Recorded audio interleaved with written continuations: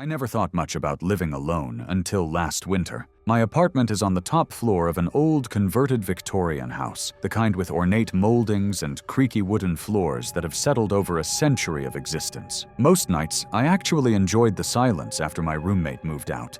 But that changed during one of the coldest weeks of February I have ever experienced. The first night, I woke up around 3 a.m. to what sounded like breathing. Slow, eerie, and definitely not mine.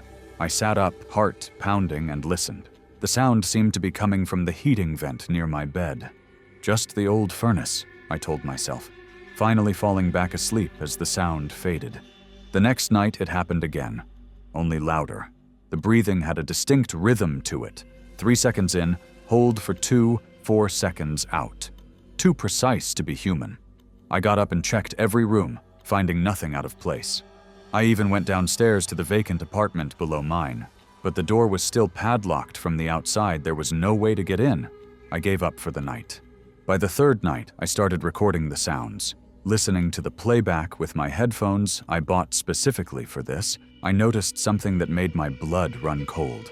A faint whisper between breaths that sounded like my name. I called my landlord the next morning. He seemed annoyed, but agreed to check the heating system. When he arrived, he brought building plans and spent an hour in the basement. When he returned, his face was pale. "There's something you should know about this house," he said hesitantly. "Before the conversion, there was a small room between the floors. It's not on any modern blueprints because it was sealed off during renovations in the 1960s.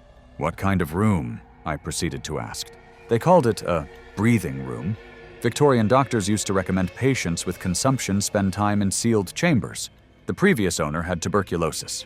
That night, I stayed at a hotel. When I returned 2 days later, the breathing had stopped, but something else started. A persistent scratching from inside the walls, as if something was trying to get out. Sometimes it sounds like fingernails. Other times, like someone trying to tap out a message. I still live here. The rent is too good to leave, but I never sleep without noise-canceling headphones. And I never, ever answer when I hear my name whispered through the vents at night."